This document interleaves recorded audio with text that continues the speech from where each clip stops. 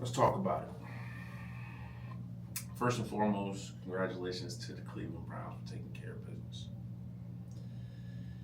Secondly, let's just address the elephant in the room. The Pittsburgh Steelers are not a good football team. If you can take away one person, I mean, there were some injuries along the offense, but that's not even important. I thought I was dreaming, nigga. That's the whole reason why we waited until Wednesday to even put this shit out. I thought I was dreaming. I thought, oh, I'm gonna wake up. Steelers won the division. No, I'm still in a fucking nightmare because the Steelers decided to lay a fucking dud on Sunday. 6 points. 6 points. A lot of people will sit here and blame Artie Smith. I can't blame Artie Smith for this.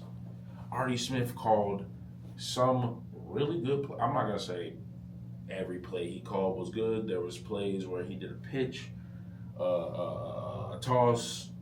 It doesn't really fucking matter. There were pass concepts where guys were running open and Aaron Rodgers was more worried about not getting sacked and not and attacking the one-on-one matchup. It didn't matter who was on the other side of that one-on-one matchup. We saw that at the last drive, the last 3 plays where every single play went to MVS on who had fucking Denzel Ward on him.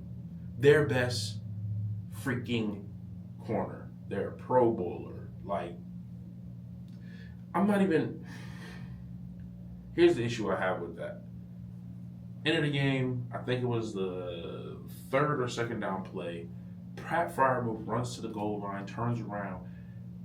He break. If the ball is there, he can catch the ball and fall into the end zone. He is missed for a throw to the ground for MVS. Fast forward to the last play of the game where, sure, you can call PI, whatever.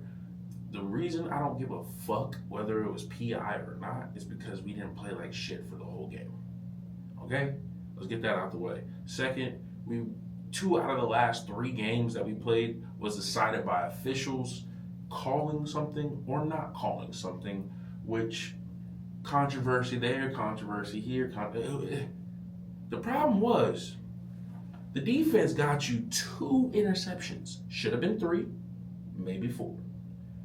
You do nothing with it. Boswell goes out there and completely kicks to the left. Doesn't he? It changes the whole game plan. Imagine if the offense is struggling. If Boswell makes that kick, you are down 9-10. You do not have to go for it on that 4th down, 4th and 10 at your own 20.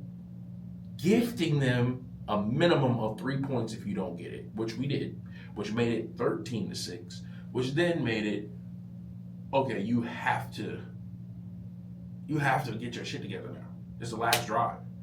It's 13-6, dog. What are we doing? Anyway, we have a big time matchup. I don't even want to talk about Cleveland no more. Just congratulations to Cleveland. Y'all played like complete doo-doo on offense. The freaking Kyle Duggar, oh my God, I don't even want to talk about it.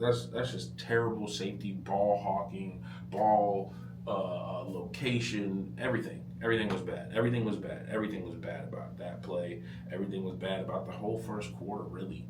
The whole first quarter, it really looked like we were more concerned about Myles Garrett breaking the record than we were about securing the division.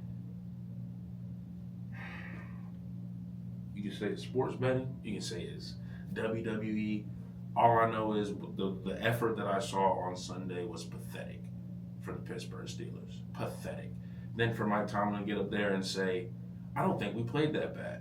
I don't think the play calls were that bad. I think there was no execution. There was no, like, we would get a good run and then pass 3 times in a row. Or we would get a good run, get stuffed 1 time and pass 2 more times, or pass 1 more time. And that's Then we go on a drive where we're not even really running the ball.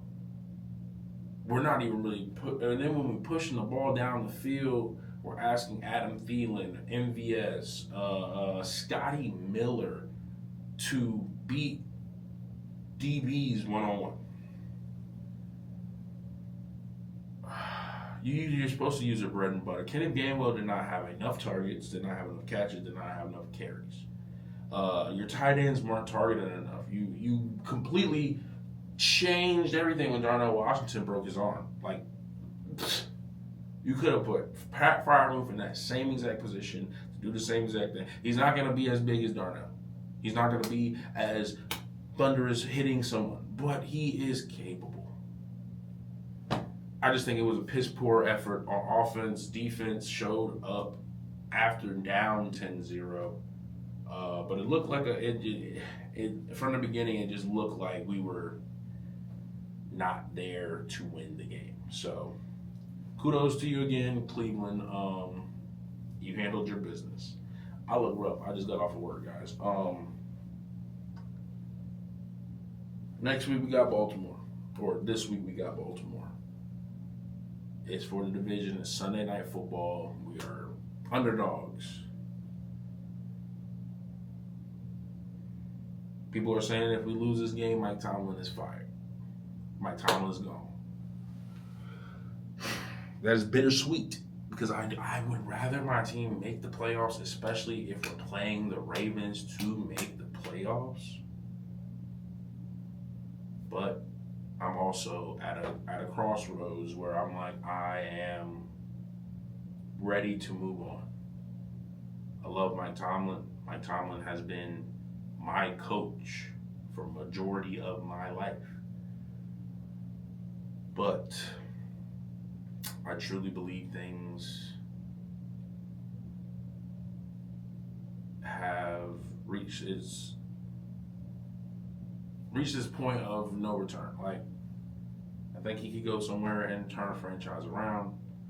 And I think we could benefit from having a new set of eyes, a new set of coaches, a new philosophy that falls underneath the Pittsburgh way of playing football. But we will see what will happen. I'm gonna be rooting for these guys, so we're not gonna count them out. If Tomlin wins, keep him another year. His contract ends after next year. We'll see. But we got to beat Baltimore first in order for him to really have a shot to stay here, in my opinion. But that's just me. This has been week 3 for me of my secret life as a Steelers fan. Hopefully next week is a little bit more joyous, a little bit like the last 2 weeks, but here we are. Get your shit together, Pittsburgh. Get your shit together.